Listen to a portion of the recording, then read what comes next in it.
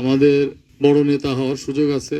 ওই ইউনিয়ন পরিষদের চেয়ারম্যান, উপজেলা চেয়ারম্যান, এমপি, মন্ত্রী, প্রধানমন্ত্রী, এমনকি রাষ্ট্রপতি হওয়ারও সুযোগ আছে আমাদের। কিন্তু আমরা যারা মুক্তিযুদ্ধে অংশগ্রহণ করতে পারিনি বয়সের কারণে, অথবা মুক্তিযুদ্ধ আমরা দেখিনি, আমাদের কারোর পক্ষেই মুক্তিযোদ্ধা হওয়া সম্ভব না। সেই সৌভাগ্য আমাদের হবে না। সেই দিক থেকে আপনারা ভাগ্যবান, কারণ একটা দেশ দুইবার স্বাধীন হয় না। এই 5ই আগস্টে এই আবার সামনে নিয়ে আসা হয়েছে। এটা কি সম্ভব?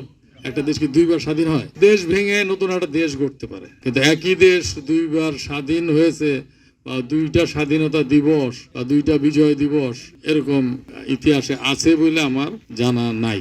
আমরা রাজনৈতিক নেতা, কর্মী, সমর্থক, বিভিন্ন মত পথের অধিকারী হইতে পারি, সবাইকে রাজনীতি করতে হবে বিষয়টা এমন না। কিন্তু একটা জায়গায় আমাদের সবাইকে এক জায়গায় থাকতে হবে, সেটা আমরা আছি এখনো। আপনাদেরকে জ্ঞান দেওয়ার মতো জ্ঞান আমার নাই, কিন্তু কিছু কথা বলার সক্ষমতা ইতিমধ্যে আমার তৈরি হয়েছে। দীর্ঘ 18 বছর এইখানে রাজনীতি করার, এর আগে আমি যুবদল, ছাত্রদলের রাজনীতির সাথে সম্পৃক্ত ছিলাম। সেই হিসাবে সেটা হচ্ছে এই যে ভিন্ন মত, ভিন্ন পথ, এটা আমাদের গণতান্ত্রিক অধিকার। সবাইকে একটি দলের পতাকা তলে আসতে হবে, এই প্রবণতা থেকে আমাদের কিন্তু বেরিয়ে আসতে হবে। এরা এই চেষ্টাটা যারাই করবে তারা ভুল করবে, সেই ভুলের খেসারত দিতে হবে। এটার উদাহরণ ইতিমধ্যেই আমাদের ইতিহাসে আছে। ভবিষ্যতে যারা দেশ পরিচালনার দায়িত্ব পাবে জনগণের ম্যান্ডেট নিয়ে, তারা যদি প্রতিপক্ষের মতকে ধ্বংস করে দেওয়ার চেষ্টা করে, তারা একই ভুল করবে। আমরা আশা করব এই বোধোদয় আমাদের হবে, যারা আগামীতে দেশ পরিচালনার দায়িত্ব পাবেন তারা এই ভুলটা করবেন না। আরও একটা বিষয় বলতে চাই, সেটা হচ্ছে এই আইন করে কোনো রাজনৈতিক দলকে শেষ করে দেওয়া বা নিষিদ্ধ করে দেওয়া সম্ভব না। এই চেষ্টাটাও কিন্তু অতীতে হয়েছে, এখনো হচ্ছে। আমি নাম নাই বললাম, সব আপনারা জানেন। সেটাও কিন্তু সফল হবে না। একটা রাজনৈতিক দল জন্ম থেকে একটা পর্যায়ে যে নিঃশেষ হয় তার কর্মকাণ্ডের কারণে।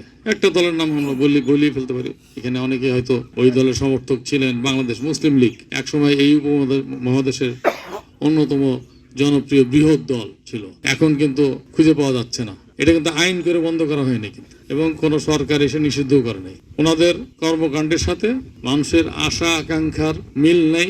মানুষের চোখের ভাষা ওনারা বুঝতে ভুল করেছেন, অথবা সঠিক সময়ে সঠিক সিদ্ধান্ত নিতে পারেননি বলে এই দলটা শেষ হয়ে যাওয়ার পথে। তো এরকম করে যে কোনো দল তাদের কর্মকাণ্ডের কারণে, তাদের অ্যাক্টিভিটিসের কারণে নিঃশেষ হয়ে যাবে, অথবা আরো দিন দিন বিকাশ লাভ করবে। এটাই হলো বাস্তবতা।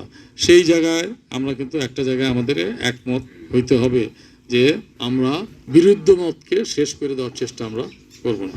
যে আমাদের এই চুয়াডাঙ্গা 2 আসনটা তো এই জামাতের এখতিয়ারে থাকা উচিত না, এটা আমার ব্যক্তিগত মতামত। বিষয়টা এমন না যে এখানে জোর করে মানুষ ভোট দিলে ওনারা থাকবেন। তো সেই চিন্তা থেকেই এক সময় যখন এই ওয়ান লেভেল সরকারের সময় এখানকার কিছু নেতাকর্মী ঢাকায় আসলেন, আমাকে সম্পৃক্ত করার চেষ্টা করলেন, তখন থেকে আমি এই রাজনীতিতে সম্পৃক্ত হয়েছি।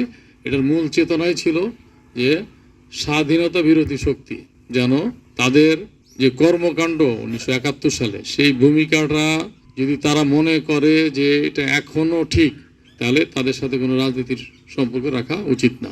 71-এর কর্মকাণ্ডের জন্য তারা বাংলাদেশের জনগণের কাছে মাপ চেয়েছে, এটা আমার জানা নাই। আর মাপ পেলেও বাংলাদেশের জনগণ মাপ করবে কিনা সেটা বাংলাদেশের জনগণ সিদ্ধান্ত নেবে। এটাই হওয়া উচিত ছিল তাদের জন্য। আমি এটা মনে করি আমার ব্যক্তিগত মতামত, যে তাদের 71-এর কর্মকাণ্ডের জন্য তারা বাংলাদেশের জনগণের কাছে মাপ চাবে, এবং এটা নিয়ে একটা রেফারেন্ডাম হবে। বাংলাদেশের মানুষ বলবে হ্যাঁ মাপ করে দিলাম, হ্যাঁ অথবা না। বিষয়টা এত সহজ না যে একটা দেশের স্বাধীনতার সংগ্রামের বিপক্ষে, জনগণের বিপক্ষে শুধু ভূমিকাই নেবেন না, সেখানে আপনি মানুষকে হত্যা করার জন্য এই হানাদার বাহিনীকে সহায়তা করবেন এবং দেশের মানুষের চেতনার বিরুদ্ধে সরাসরি অস্ত্র ধরবেন। তো সুতরাং তাদের এই রাজনীতির সাথে এই রাজনীতির মত পার্থক্য আছে।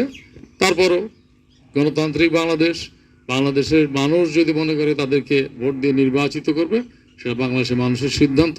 সেই সিদ্ধান্তের সাথে আমি একমত না, এখানে যারা আছেন আমরা একমত না। সুতরাং আমরা যদি ভোট দেওয়ার সুযোগ পাই, যেটা দীর্ঘদিন পরে পাচ্ছি, আমরা ইনশাল্লাহ আমরা ওই মতের পক্ষে ভোট দেব না যারা বাংলাদেশের স্বাধীনতা এবং সার্বভৌমত্বে বিশ্বাস করে না। 1976-এ একটা দর্শন দিয়ে গেছেন স্বাধীনতা যুদ্ধের যিনি ঘটক শহীদ জিয়াউর রহমান, যিনি পরবর্তীতে সেনাপ্রধান ছিলেন, রাষ্ট্রপতি ছিলেন। সেই অবস্থায় কতিপয় বিপদগামী সেনার ব্যর্থ অভ্যুত্থানে তিনি শহীদ হন, আমাদের একটা দর্শন দিয়ে গেছেন। আমরা আগে বলতাম বাঙালি জাতীয়তাবাদ, তা আমাদের এই পাশেই আমাদের দাদারা আছে 17 কোটি, ওনারাও বাঙালি। এই বাঙালি জাতীয়তাবাদের এই দর্শন কিন্তু এখন আমাদের কাছে মরে গেছে এবং এইটার অস্তিত্ব নেই এবং থাকারও কথা নেই। আমাদের অস্তিত্ব বাংলাদেশি জাতীয়তাবাদ। এই দর্শনটা কিন্তু শহীদ জিয়া দিয়ে গেছেন, যিনি যুদ্ধের ঘোষক ছিলেন এবং পরবর্তীতে একটা সফল রাষ্ট্রনায়ক, আউট অ্যান্ড আউট একজন সৎ লোক, যার সততা নিয়ে তার শত্রুরাও প্রশ্ন তোলেনি। এখানে মুক্তিযোদ্ধা ভাইয়েরা এক জায়গায় হয়েছেন, আমি খুব ওই কৃত্রিম কথা বলতে পারিনি, কায়দা করে বলিনি। আমার যেরকম জীব চলে সেরকম বলি। সেটা হচ্ছে এই মুক্তিযোদ্ধাদের জন্য অনেকে অনেক রকম দরদ দেখিয়েছে, অনেকে অনেক রকম দরদ দেখাতে চাবে, কিন্তু অতীতে আমরা কিন্তু পরীক্ষা নিয়ে ফেলেছি কারা আমাদের প্রকৃত দরদি, কারা আমাদের উপকার করবে বা কারা আমাদের উপকার করতে চায়। এর আগে দু একজন বক্তা বলেছেন, কি কথা বলেছেন, যে মুক্তিযোদ্ধা মন্ত্রণালয় এই বা মহিলা মন্ত্রণালয় এটা কিন্তু শুরু করেছিলেন বেগম খালেদা জিয়া, এবং এই মুক্তিযোদ্ধাদের ভাতাও কিন্তু প্রথমেই মন্ত্রণালয় গঠন করার পরে 300 টাকা দিয়ে শুরু করেছিলেন বেগম খালেদা জিয়া। এখানে যারা মুক্তিযোদ্ধা আছেন ভাই, এই কথা কি ঠিক?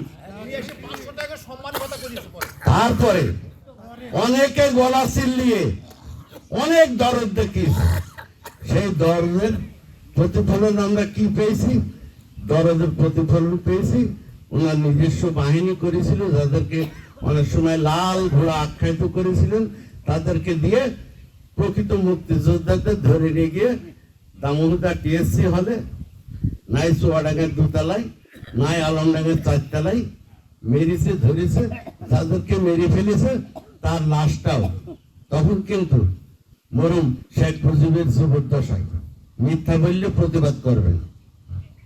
কোন মুক্তিযোদ্ধা সম্মান পায়নি এবং সুষ্ঠুভাবে রাত্রে ঘরে ঘুমাতে পারেনি।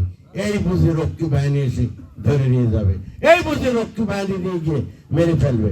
এটা কি ঠিক? তাই বাংলাদেশি জাতীয়তাবাদের এই অস্তিত্ব যিনি দিয়ে গিয়েছেন, যিনি স্বীকার করতেন, এবং এই বাংলাদেশি জাতীয়তাবাদী আদর্শের দল হচ্ছে বিএনপি।